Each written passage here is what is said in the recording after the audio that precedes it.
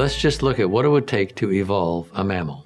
To evolve from a crocodile to a mammal, the process would have to invent many new features. It would have to invent new brain parts, fur, different skin.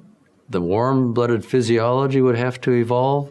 Internal fertilization and embryo, that whole system is very complicated. It would have to invent this system. It would have to invent maternal behavior.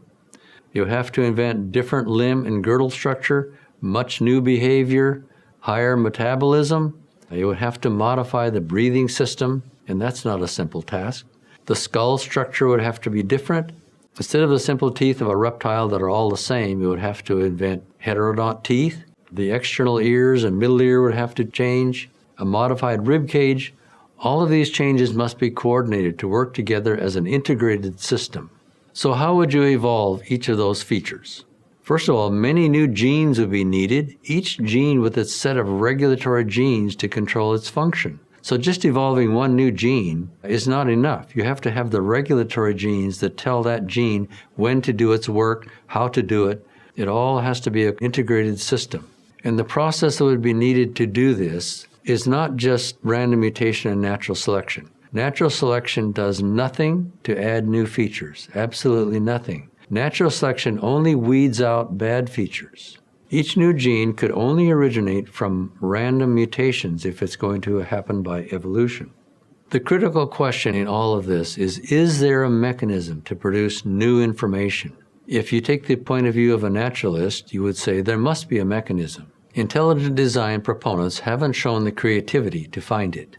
However, if we take the intelligent design perspective, we would ask, if there is a mechanism, then find it and support it with data. The burden of proof is with anti-ID. So far, the anti-intelligent design claim is based on faith, as is creation. The proposed naturalistic mechanism for producing all new genes, all new structures, and new body plans is the following. The theory involves duplication of genes by random mutations. Then, the extra copy can mutate to acquire a new function. So you see in this diagram, the gene mutates, the original gene keeps doing its original task, then the new gene can mutate to take on a new function. Is this gene duplication theory realistic? Can it produce structural genes in their suite of regulatory genes? Can it explain the origin of all biological information? Those are very big questions.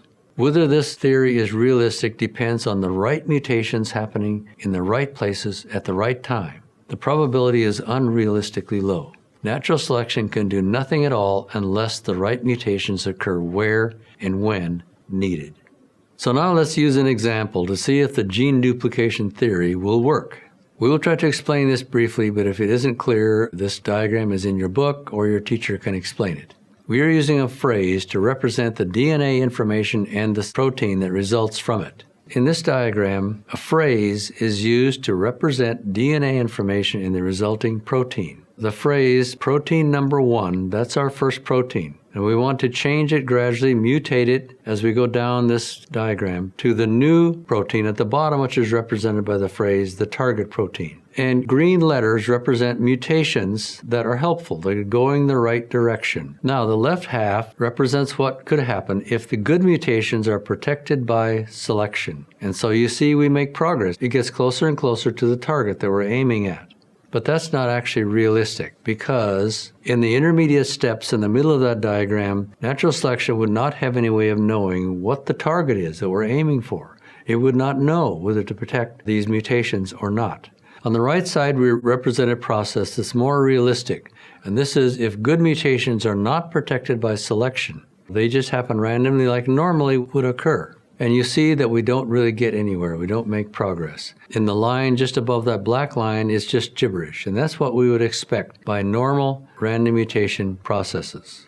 So, on the left side, success, but highly unrealistic. On the right, the process we use there, complete failure, and that's the expected outcome. And even if a new gene was successfully produced, it would be completely useless until the necessary set of regulatory genes also evolved. Evolution textbooks reveal a lack of evidence to support this process. There is virtually no good data to support the genetic theory of macroevolution. In summary, the gene duplication and mutation process is the method that Darwinian evolution claims will evolve a gene to a new gene. But really, the evidence to support this is not there.